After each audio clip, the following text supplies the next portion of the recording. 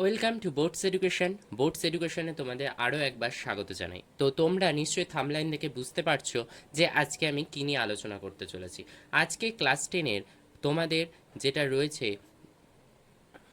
পরিমিতির ভাগ একটি গোলক, সেই গোলক সম্পর্কে আলোচনা করব। তো তোমাদেরকে আমি একটা পোল দিয়েছিলাম, কমিউনিটি পোল। সেই পোলে আমি সব থেকে বেশি মানে ভোট পেয়েছি গোলক এবং শঙ্কু করানোর জন্য। তো আমি সবার ফার্স্টে আজকে গোলক করাচ্ছি, এরপর দিন আমি শঙ্কু করাবো। গোলকের কিছু অঙ্ক তোমাদের সাথে আলোচনা করব এবং গোলকের অঙ্ক কিভাবে করবে সেই বিষয় নিয়ে তোমাদের সাথে খুব স্পষ্ট একটা ধারণা দেওয়ার চেষ্টা করব। আর যদি তোমরা কেউ না বুঝতে পারো অবশ্যই আমাকে কমেন্টস বক্সে কমেন্টস করো, আমি তোমাদেরকে আবার আরও একবার বুঝিয়ে দেওয়ার চেষ্টা করব। ওকে?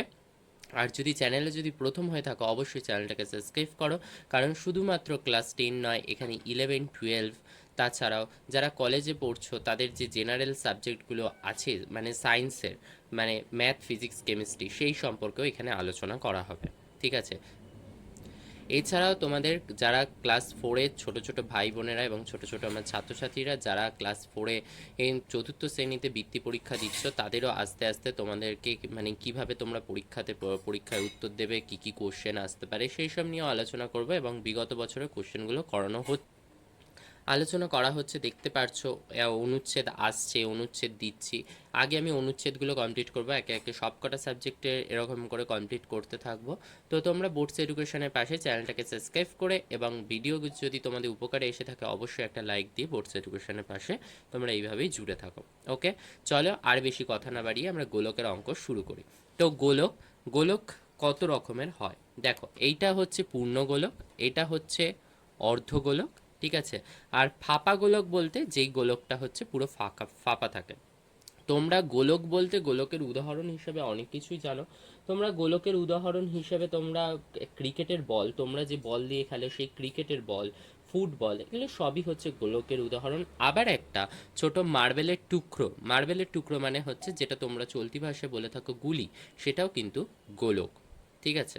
তো সেই বিষয়গুলো সম্পর্কে আমাদের আজকের আলোচনা করব। আলোচনা শুরু করছি। চলো দেখো দেখো গোলক, ফার্স্টে আমি গোলক সম্পর্কে একটুখানি তোমাদেরকে ধারণা দিই এবং গোলকের সূত্রগুলো সম্পর্কে তোমাদের সাথে আলোচনা করি। দেখো, এটা হচ্ছে একটা গোলক। আমি হাত দিয়ে আঁকছি বলে গোলকটা গোলকের মতো হয়নি। ঠিক আছে? এই গোলকের ক্ষেত্রে আমাদের কি বলেছে, এই গোলকের ক্ষেত্রে যেটাকে আমরা কেন্দ্র করে আঁকি সেটা হচ্ছে কি ও কেন্দ্র, আর এইখান থেকে এইটুকখানি যেটা দাগটা সেটাকে বলি আমরা ব্যাসার্ধ। ব্যাসার্ধ। আর যখন এইটার সাথে টোটালটা ছুঁয়ে থাকে তখন সেটাকে বলি আমরা ব্যাস। এটা হচ্ছে, এটাও 8 সেমি, অর্ধেক অর্ধেক 8 সেমি। এটা যদি আর হয় এটাও আর, তাহলে এই আর আর মানে কি ব্যাস। ব্যাস যখন বলবে তখন হচ্ছে আর প্লাস আর ইকুয়ালস টু হচ্ছে 2r একক। ঠিক আছে? আর ব্যাসার্ধ যখন বলবে, ব্যাসার্ধ ব্যাসার্ধ মানে হচ্ছে আর একক। ক্লিয়ার? এটা হচ্ছে ব্যাস আর ব্যাসার্ধের মধ্যে কার দুটো পার্থক্য। অনেকে ব্যাস আর ব্যাসার্ধের পার্থক্য বুঝতে পারো না, তার জন্য আমি এটা বোঝালাম। ওকে, এবার তোমাদের এখানে কয়েকটা সূত্র জানতে হবে। যে প্রথম সূত্র হচ্ছে বক্রতলের ক্ষেত্রফল। বক্রতলের ক্ষেত্রফল বক্রতলের ক্ষেত্রফল মানে হচ্ছে গোলক কিন্তু এমনি একটা বক্ররেখা। ঠিক আছে? এবড়োখেবড়ো। তো এবড়োখেবড়ো রেখাকে আমরা বক্র বলে থাকি। তো এটা হচ্ছে গোলকের বক্রতল, ওপরের তলটা হচ্ছে বক্রতল। তো সেটাকে আমরা কি বলে থাকি? সেটা আমরা বলে থাকি হচ্ছে, এই সূত্রটা হচ্ছে 4πr²। 4πr² বর্গ একক। ঠিক আছে? আর 2 নম্বরের সূত্রটি হচ্ছে আয়তন। ঠিক আছে? আয়তনের আয়তন আয়তনের সূত্র কি? 4/3 πr³ ঘন একক। ঠিক আছে? এই দুটো পেলে। এরপরে এরপরে হচ্ছে তোমাদের এই দুটো হচ্ছে কি, একটা হচ্ছে বক্রতল আর একটা হচ্ছে আয়তন যখন গোলকটা এরকম থাকবে। এছাড়াও হচ্ছে তোমাদের এই যে বক্রতলের যে ক্ষেত্রফলটা, এই বক্রতলের ক্ষেত্রফলকে আমরা সমগ্রতলের ক্ষেত্রফলে বলতে পারি। ঠিক আছে, বক্রতল মানে ওপরের যে তলটা, এটাকে আমরা সমগ্রতলের ক্ষেত্রফলও বলতে পারি। ঠিক আছে, এরপরে তোমাদের এইটা, এটা কি, এটা হচ্ছে তোমাদের অর্ধগোলক, মানে অর্ধেক যেটা, সেখানেরও সূত্র আছে। সেই সূত্র কি, সেই সূত্রের ক্ষেত্রেও তোমাদের হচ্ছে সমগ্র তলের ক্ষেত্রফল, সমগ্র তলের ক্ষেত্রফল, সমগ্র তলের ক্ষেত্রফল কি অর্ধগোলকের ক্ষেত্রে, এটা হচ্ছে কি অর্ধগোলক, এটা অর্ধগোলক। ঠিক আছে, অর্ধগোলকের ক্ষেত্রে সমগ্র তলের সূত্র কি, সমগ্র তলের ক্ষেত্রফলের সূত্র হচ্ছে 3πr² বর্গ একক। ওকে,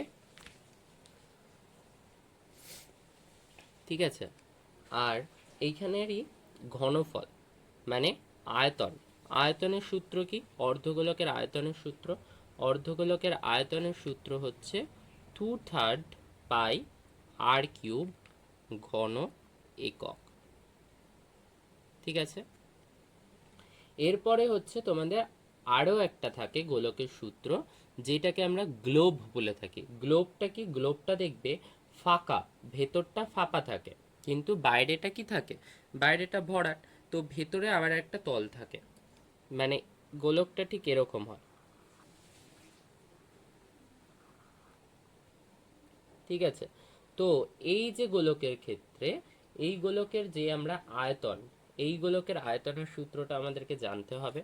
তো সেই সূত্রটা, তো এইখান থেকে আমাদের হচ্ছে এইটুকখানি, এইটুকখানি হচ্ছে স্মল আর, আর এই যে এইটুকখানি, এই টোটালটা হচ্ছে ক্যাপিটাল আর।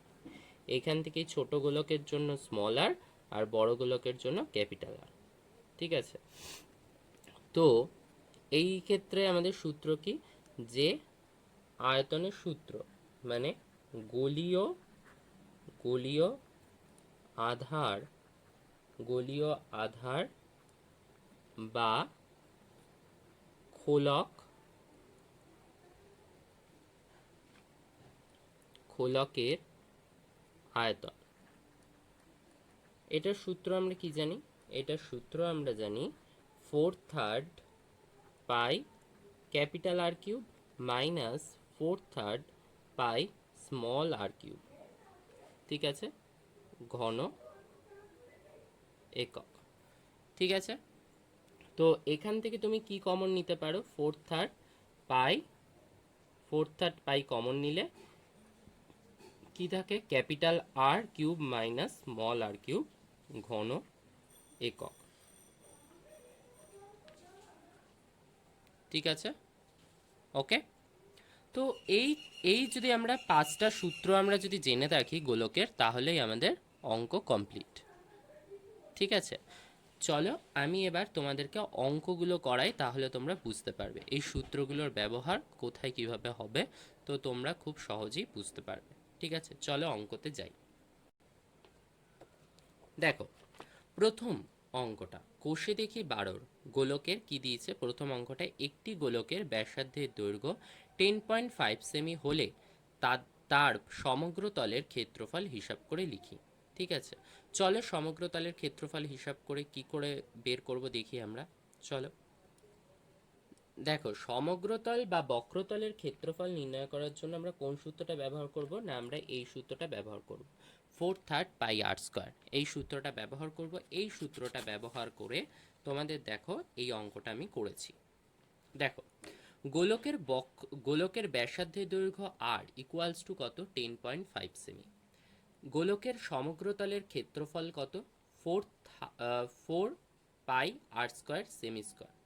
ঠিক আছে, সেমি স্কোয়ার কেন করেছি, কারণ বর্গ একক, তো তো তার জন্য সেমি স্কোয়ার হবে, তার জন্য সেমি স্কোয়ার করেছি, মানে বর্গ সেমি বাংলায়। তাহলে 4πr² সূত্র, তো 4π মানে কি, 4 এর মান কত, 22/7, আর আর এর মান কত, 10.5, তার স্কোয়ার সেমি মানে বর্গ সেমি। তাহলে 4 × 22/7 × 10.5 × 10.5 স্কোয়ার ছিল, তাই 10.10.5 আলাদা করে নিয়েছি।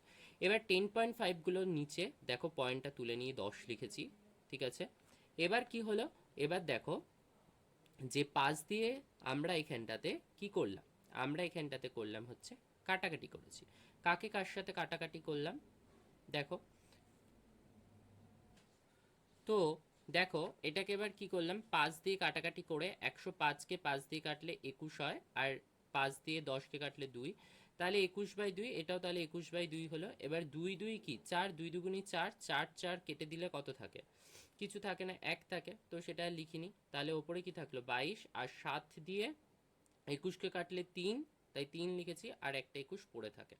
তাহলে ইকুয়ালস টু কত হলো, ইকুয়ালস টু হচ্ছে আমাদের দেখো এখানটাতে কি রয়েছে, এখানটাতে তোমাদের রয়েছে 2 গুণ 2, তাহলে এই 2 আর এই 2, 2 দুগুণি 4, এই 4 যদি কেটে দিই তাহলে আমাদের কি পড়ে থাকছে 22/7 ইন্টু 21 ইন্টু 21। এবার 7 দিয়ে যদি 21কে কেটে দাও তাহলে 3 পড়ে থাকে, তাহলে 22 গুণ 3 গুণ 21, তাহলে 22 গুণ 21 গুণ 3, তাহলে ইকুয়ালস টু কত 1386 সেমি স্কোয়ার, ঠিক আছে। তো আমাদের গোলকটির সমগ্রতলের ক্ষেত্রফল কত বেরোলো 1386 সেমি স্কোয়ার। ওকে, চলো পরের অঙ্কটা দেখি, 2 নম্বরের অঙ্কটা কি আছে। দেখো 2 নম্বরের অঙ্কটা রয়েছে, একটি চামড়ার বল তৈরি করতে প্রতি বর্গ সেমিতে 17.50 টাকা, 17.50 টাকা হিসেবে 431.20 টাকা লেগেছে। বলটির ব্যাসের দৈর্ঘ্য হিসাব করে লিখি, ঠিক আছে। চলো অঙ্কটা দেখি কিভাবে করা হয়েছে। দেখো অঙ্কটা শুরু করার আগে একটা কথা, যে চামড়ার যে বল তৈরি করতে প্রতি বর্গ সেমিতে এত টাকা খরচা হয়েছে, ঠিক আছে, প্রতি বর্গ সেমিতে। তাহলে বর্গ সেমিতে মানে কি, তাহলে চামড়ার বলটা তৈরি করতে কি, চামড়ার বল তো আর ভেতরে তৈরি হয়নি, চামড়ার বলে ওপরে চামড়াটা দিয়ে মুড়ে তৈরি হয়েছে। তাহলে কি আমাদের এখানে কি বের করতে হবে, তাহলে আমাদের এখানে বক্রতল বা সমগ্রতলের ক্ষেত্রফলটা বের করতে হবে, ঠিক আছে। চলো দেখি কিভাবে করেছি। দেখো একটি চামড়ার বল তৈরি করতে প্রতি বর্গ সেমিতে 17.50 টাকা হিসেবে 431.20 টাকা লেগেছে। চামড়ার বলের সমগ্রতলের ক্ষেত্রফল, চামড়ার বলের সমগ্রতলের ক্ষেত্রফলটা কিভাবে বের করব, যদি প্রতি বর্গ সেমিতে যদি এত টাকা খরচা হয়, তাহলে টোটাল যদি এত খরচা হয় তার থেকে যদি আমরা এটা ভাগ দিয়ে দিই তাহলে বুঝে যাব যে কতটা বর্গ সেমি আমরা মুড়েছিলাম চামড়া দিয়ে। তো সেটাই করেছি, ভাগ দিয়ে দেওয়াতে 14.64 বর্গ সেমি বেরিয়েছে, ঠিক আছে। তাহলে 24.64 বর্গ সেমি। মনে করি বলটির ব্যাসার্ধ হচ্ছে 8 সেমি, গোলকটির সমগ্রতলের ক্ষেত্রফল 4πr² বর্গ সেমি। গোলকটির সমগ্রতলের যে ক্ষেত্রফলটা সেটা কত, সেটা তো 4πr², আমরা সূত্র অনুযায়ী জানি। আর আমরা ব্যাসার্ধটা ধরে নিলাম 8 সেমি। আর আমরা তাহলে প্রশ্ন অনুযায়ী কি বলতে, শর্তানুযায়ী আমরা তাহলে বলতে পারি যে কি বলতে পারি, যে four four pi r square four pi r square 4πr² equals to মানে 24.64, ঠিক আছে। তো 4 আর পাই মানে কি 22/7, r² যেরকম আছে থাকলো, তো 24.64 যেরকম আছে রইল। এবার r², এবার যখন আমরা ক্রস গুণ করছি দেখো তাহলে কি হবে, 22টা নিচে চলে এলো, আর 4টা নিচে চলে গেল, আর 7টা ওপরে উঠে গেল, ঠিক আছে। এবার এবার কাটাকাটি করলে আসছে হচ্ছে 1.96, তাহলে r² ইকুয়ালস টু হচ্ছে 1.96, তাহলে r² ইকুয়ালস টু হচ্ছে 1.96 কার বর্গ 1.4 এর, ঠিক আছে। তাহলে 1.4 এর হোল স্কোয়ার, তাহলে কি হলো দুপাশে স্কোয়ার কেটে গেল, তাহলে 1.4 থাকলো, তাহলে r ইকুয়ালস টু 1.4, তাহলে r ইকুয়ালস টু যদি 1.4 হয় তাহলে গোলকটির ব্যাসার্ধ তাহলে 1.4 সেমি, এবং গোলকটির তাহলে ব্যাস কত হবে, গোলকটির ব্যাস আগেই আমি বললাম ব্যাস যখন বের করব তখন 2r করব, তাহলে সেই 2r করা হয়েছে, ঠিক আছে।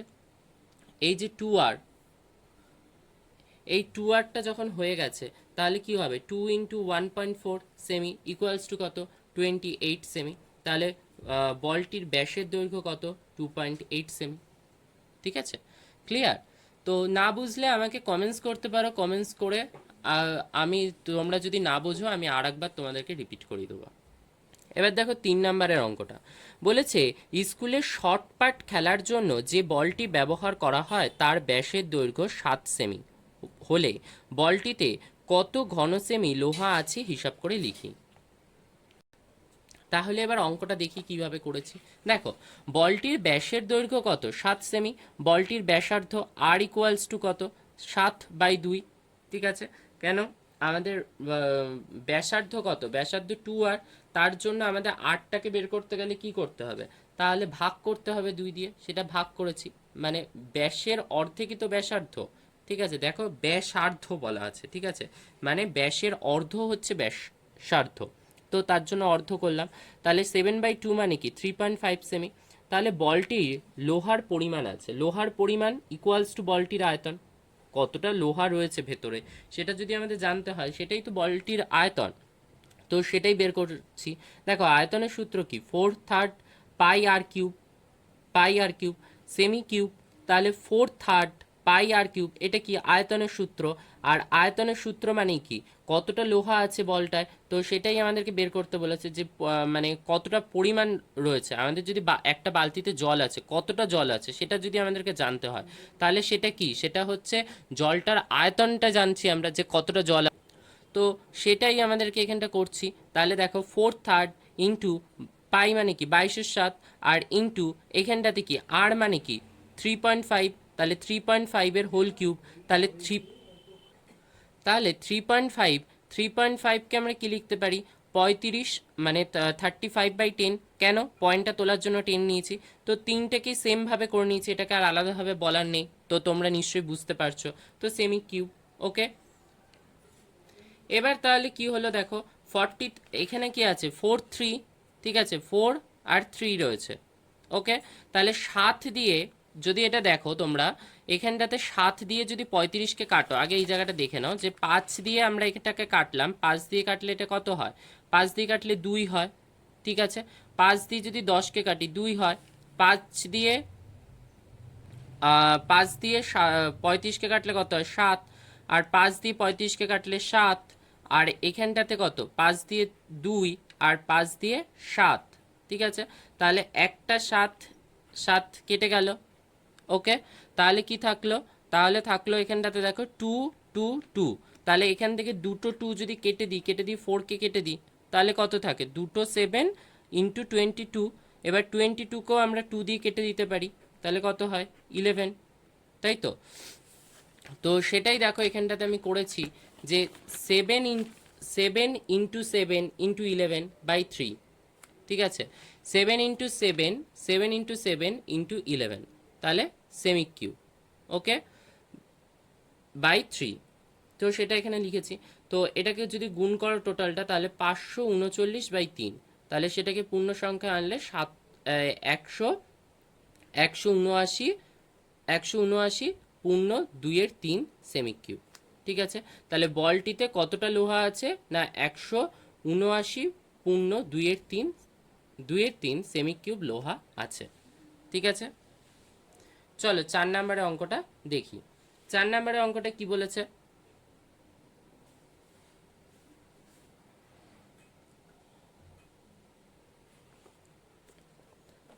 দেখো 4 নম্বরের অঙ্কটায় বলেছে কি, 28 সেমি দৈর্ঘ্যের ব্যাস বিশিষ্ট একটি নিরেট গোলক জলে সম্পূর্ণভাবে নিমজ্জিত করলে যে পরিমাণ জল অপসারিত করবে তা নির্ণয় করি।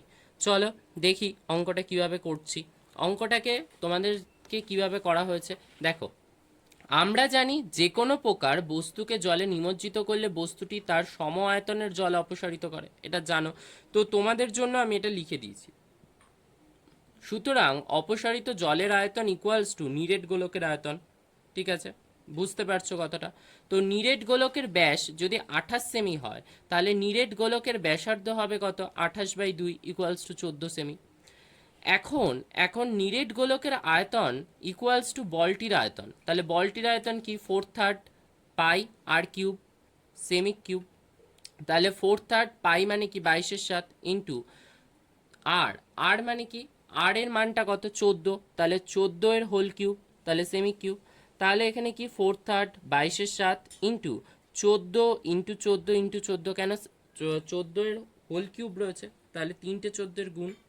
ঠিক আছে, এবার দেখো 7 দিয়ে যদি 14কে কাটি 2 হয়, তাহলে এই 7 দিয়ে 14কে কাটলাম 2 হলো। ঠিক আছে, তাহলে কত হবে 4 ইন্টু 22 ইন্টু 2 ইন্টু 14 ইন্টু 14/3, তাহলে সেমির হোল কিউব। টোটালটাকে যদি গুণ করো দেখবে আসবে 34,496/3। এবার তাকে যদি ভাগ করো তাহলে আসবে 11,498 পূর্ণ 2/3 সেমি কিউব। ঠিক আছে, এটা হচ্ছে তোমার টোটাল অঙ্কটা, 4-এর অঙ্কটা। তো 4-এর অঙ্কতে তোমাকে কতটা রয়েছে, মানে কতটা জল অপসারিত করছে, তো সেটাই তোমাকে বের করতে দিয়েছিল। এটা হয়ে গেল। এবার আমরা দেখব 5 নম্বরের অঙ্কটা কিভাবে করছি। 4-এর অঙ্কটা বুঝলে, 4-এর অঙ্কটা পর এবার আমরা 5-এর অঙ্কটা দেখি কি আছে। 5-এর অঙ্কটায় বলেছে একটি গোলকের গ্যাস বেলুন ফোলাবার সময় তার ব্যাসার্ধের দৈর্ঘ্য 7 সেমি থেকে 21 সেমি হলে বেলুনটির পূর্বের ও পরের সমগ্র তলের ক্ষেত্রফলের অনুপাত নির্ণয় করি। ঠিক আছে, তো ফোলানোর সময় তার একটা ছিল ব্যাসার্ধ ছিল, তা সেটা এবার যখন ফুলিয়ে দিলাম, যখন মানে ফোলানোর আগে তার একটা ব্যাসার্ধ ছিল, তখন তো বেলুনটা চুপসে ছিল, তখন তার আর ব্যাসার্ধ কত ছিল, তখন ব্যাসার্ধ ছিল হচ্ছে 7 সেমি। ঠিক আছে, যখন ফুলিয়ে দিলাম সেটা তখন ফুলে গিয়ে বেড়ে গিয়ে কত হলে 21 সেমি। তাহলে তাদের দুটো সমগ্রতলের ক্ষেত্রফলের অনুপাতটা তোমাকে বের করতে বলেছে। চলো দেখি কিভাবে করলাম। দেখো, প্রাথমিক অবস্থায় যে বেলুনটির ব্যাসার্ধ R1 ইকুয়ালস টু হচ্ছে 7 সেমি। এবার তারপর কি করলাম, তারপরে আমরা কি করলাম, সম্পূর্ণ ফোলানোর পরে বেলুনটির ব্যাসার্ধ হচ্ছে R2 ইকুয়ালস টু কত, 21 সেমি। অতএব বেলুনটির পূর্বের ও পরের সমগ্রতলের ক্ষেত্রফলের অনুপাত কত, যে 4π r1 এর স্কোয়ার ইস টু 4π r2 এর হোল স্কোয়ার।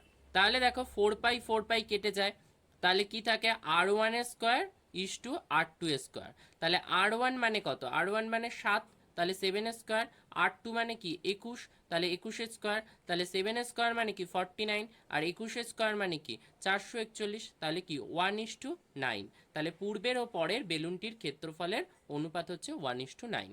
ওকে, এটা গেল 5 নম্বরের অঙ্ক। এবার আমরা দেখব 6 নম্বরের অঙ্কটা কি বলেছে। তো 6 নম্বরের অঙ্কটা দেখো তোমাদের বলেছে এ অর্ধ অর্ধ গোলাকৃতি একটি বাটি তৈরি করতে 127.2 বর্গ সেমি পাত লেগেছে। বাটিটির মুখের ব্যাসার্ধের দৈর্ঘ্য হিসাব করে লিখি। চলো দেখি কিভাবে করেছি।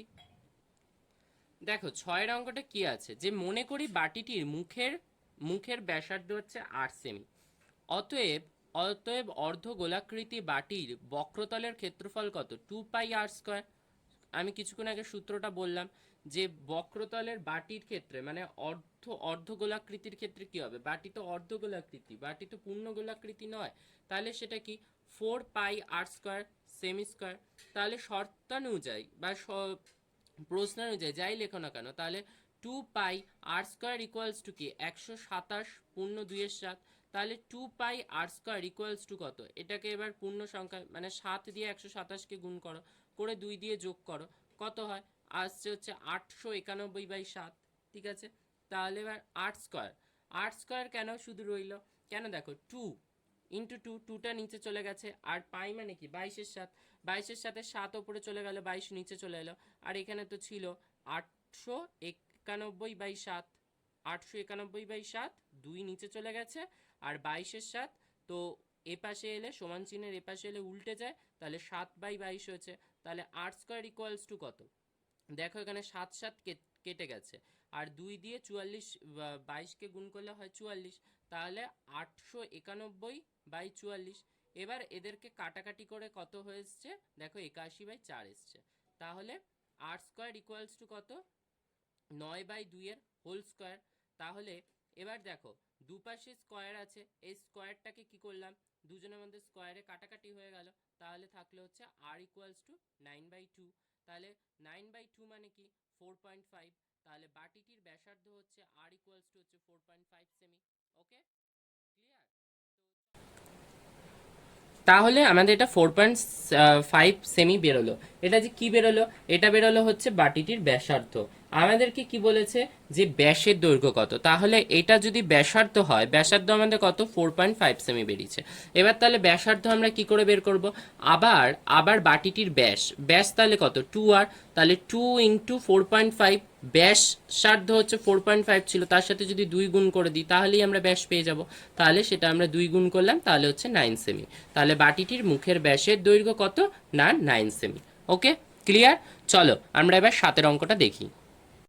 এবার চলো আমরা দেখি 7এর অঙ্কটা। 7এর অঙ্কটায় কি বলেছে, একটি নিরেট লোহার গোলার ব্যাসার্ধের দৈর্ঘ্য 2.1 সেমি, ওই গোলকটিতে কত ঘন সেমি লোহা আছে তা হিসাব করে লিখি, এবং ওই লোহার গোলার বক্রতলের ক্ষেত্রফল নির্ণয় করি।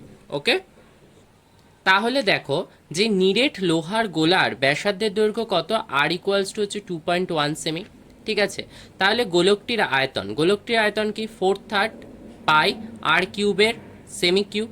ঠিক আছে, তাহলে 4/3 পাই মানে কি 22/7, আর আর কিউব মানে কি 2.1 এর হোল কিউব, তাহলে সেমি কিউব। 4/3 22/7, আর 2.1টাকে আমরা কিভাবে লিখতে পারি 21/10। ঠিক আছে, তাই 21/10, তাহলে 4 হলো, আর 21/10 3টে কেন লিখেছি, কেন এখানটা হোল কিউব রয়েছে। ঠিক আছে, তো এবার দেখো তোমরা এখানে যদি 3 সাথে 21 করো, তাহলে একটা 21 কেটে যায় না, এই যে 3 আর 7 দিয়ে একটা 21 কেটে যায়, তো সেই একটা 21 কেটে গেছে, তার জন্যই দুটো 21 লিখেছি। আর এখানটাতে 22 ইন্টু 4, আর এখানটাতে দেখো কি থাকছে, 3টে যে 10 ছিল সেই 3টে 10।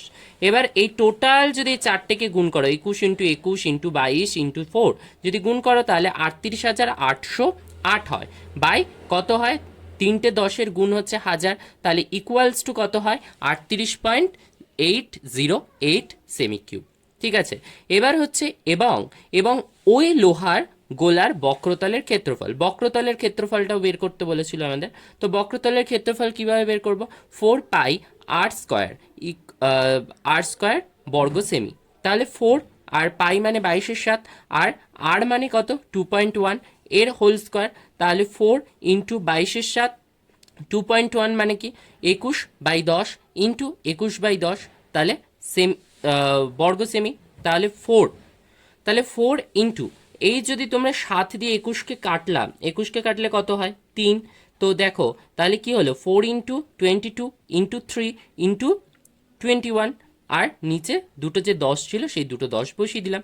এবার এই 4টেকে যদি গুণ করো, যে 4 ইন্টু 22 ইন্টু 3 ইন্টু 21 যদি গুণ করো, তাহলে কত হয়, চলো দেখো কত হচ্ছে। দেখো 4 আর 22 গুণ করে কত হয়েছে 88, আর 3 ইন্টু 21 রেখে দিয়েছি, আর নিচে দুটো 10 গুণ করে হয়েছে 100। ঠিক আছে, 100, তাহলে আমাদের এখানটাতে কত হচ্ছে, যে 5544 বাই 100। তাহলে এবার 100 রয়েছে নিচে, তাহলে দুটো ঘর পর পয়েন্ট বসবে, তাহলে 54.44 সেমি স্কোয়ার। ঠিক আছে, তাহলে লোহার গোলার আয়তন কত 38.808 সেমি কিউব, এবং লোহার গোলার সমগ্রতলের ক্ষেত্রফল কত 55.44 সেমি স্কোয়ার। ওকে, ক্লিয়ার। দেন আমরা এবার 8এর অঙ্কটায় আসি। দেখো 8এর অঙ্কটায় কি বলেছে, একটি নিরেট সীসার গোলকের দৈর্ঘ্য 14 সেমি, এই গোলকটি গলিয়ে 3.5 সেমি দৈর্ঘ্যের ব্যাসার্ধের কতগুলি নিরেট গোলক তৈরি করা যাবে হিসাব করে লিখি। চলো দেখো কিভাবে করলাম। দেখো নিরেট সীসার গোলকের ব্যাসের দৈর্ঘ্য 14 সেমি। ঠিক আছে, তো ব্যাসের দৈর্ঘ্য বলেছিল 14 সেমি, তাহলে ব্যাসার্ধটা কি করব 14/2। তো এটাকে কেন আমি R1 ধরলাম, কারণ এটাকে গলাচ্ছি, তো আর একটা কি বেরোবে, যে ছোট ছোট গোলক বেরোবে তাদেরও আলাদা ব্যাসার্ধ থাকবে, তার জন্য আমি এটাকে R1 ধরেছি। তো সেটা কি 14 সেমি ছিল, তো 14কে 2 দিয়ে ভাগ করে 7 সেমি বের করলাম, যে ব্যাসার্ধটা যে নিরেট গোলকগুলি তৈরি করা হলো তাদের ব্যাসার্ধটা কি হবে না R2টা কত বলেছে না 3.5 সেমি। তাহলে মনে করি এক্সটি ছোট নিরেট গোলক তৈরি করা যাবে। আমরা তো জানি না কতগুলি তৈরি করা যাচ্ছে, তার জন্য এক্সটি ধরেছি। তাহলে বড় বড় নিরেট গোলকটির আয়তন ইকুয়ালস টু এক্সটি ছোট নিরেট গোলকের আয়তন। বুঝতে পারছো যে একটা বড় গোলক রয়েছে, তাকে আমরা গলাচ্ছি যখন, তার থেকে যে ছোট ছোট গোলকগুলো আমরা পাবো, সেই যে গোলকগুলোকে যদি আবার আমরা জয়েন করে দিই, তাহলে কি ওই বড় গোলকটাই আবার পাবো, তারই আয়তনটা পাবো। তো সেটাই আমি ওইখানটাতে লিখেছি যে বড় গোলকটির আয়তন ইকুয়ালস টু এক্সটি ছোট ওটো নিরেট গোলকের আয়তন। তাহলে শর্তানুযায়ী কি বলা যায়, 4/3 পাই R1 এর whole cube equals to x into কেন করেছি, কারণ যতগুলো গোলক বেরোবে তাদের আয়তন তো সেম হবে, তাদের আয়তন তো আলাদা হবে না। তাহলে x into 4/3 into 22/7 into R2 এর হোল কিউব। তাহলে 4 পাই, এই যে 4 পাই যেটা দেখছো সেটা কিন্তু কেটে যাবে। আমি তাও তোমাদের জন্য ভাঙিয়ে দেখিয়েছি। 4/3 পাই মানে কি 22/7, আর R1 এর হোল কিউব মানে কি 7 এর হোল কিউব। R1টা কত 7, তাই 7 এর হোল কিউব। এবার দেখো এক্স ইন্টু 4/3 22/7 তো যেরকম আছে, আর আর টুটা কত 3.5, তো 3.5 বের হোল কিউব। তাহলে দেখো 4/3 ইন্টু 22/7, এরা দুটোই দুপাশ থেকে কেটে যায়, দুপাশে সমান জিনিস কেটে গেল। তাহলে এখানটাতে 7 এর হোল কিউব মানে কি 343, আর এই যে 35 মানে 3.5 যেটা রয়েছে, তো সেটাকে 3.5 ইন্টু 3.5 ইন্টু 3.5, কেন এটা হোল কিউব রয়েছে। ওকে, দেখো এবার তাহলে কি এক্স ইন্টু 343 ইন্টু 3.5 ইন্টু 3.5, ঠিক আছে। এটা থেকে আমরা পেলাম 3.5 ইন্টু 3.5। দেখো, দেখেছো এইটা থেকে আমরা কি পাচ্ছি, এই জায়গাটা দেখো,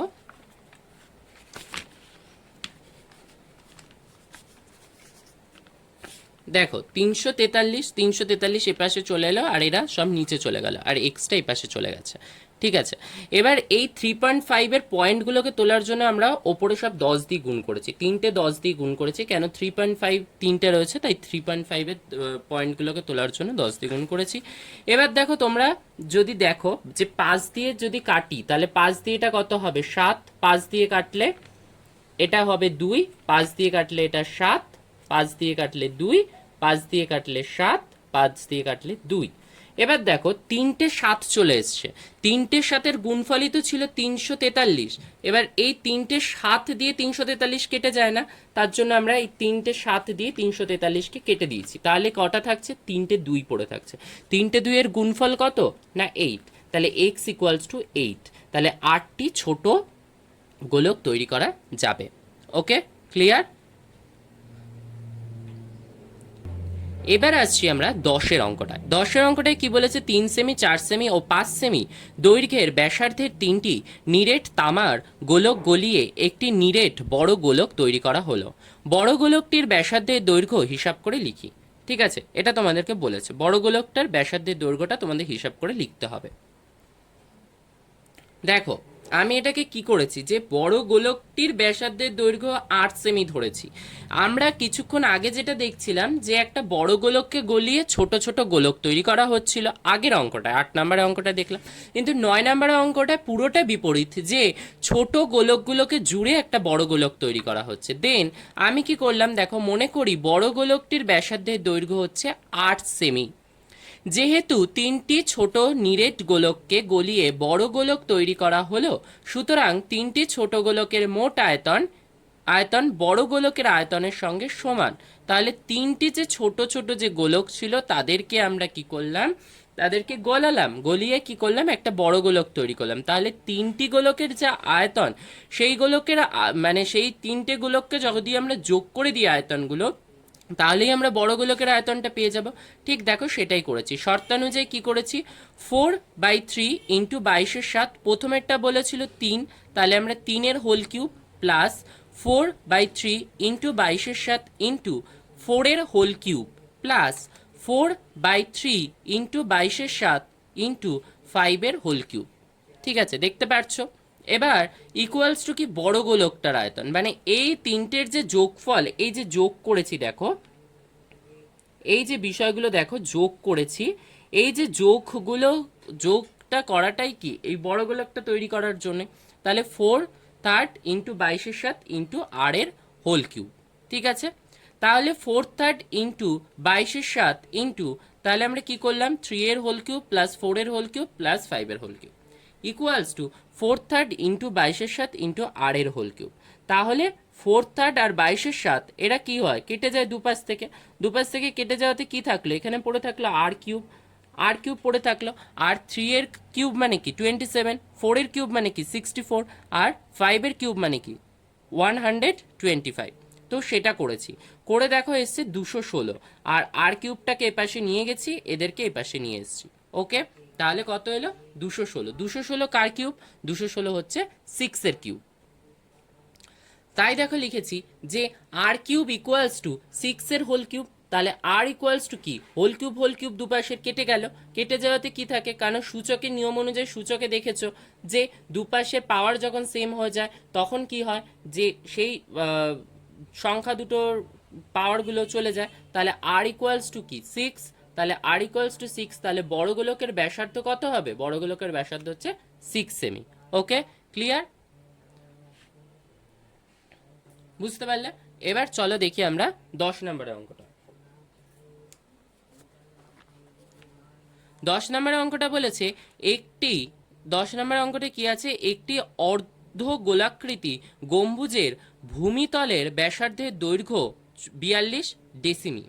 গম্বুজটির উপরিতল রং করতে প্রতি বর্গমিটার 35 টাকা হিসেবে কত খরচ পড়বে তা হিসাব করে লিখি। তো কত খরচ পড়বে সেটা তোমাদেরকে হিসাব করে লিখতে বলেছে।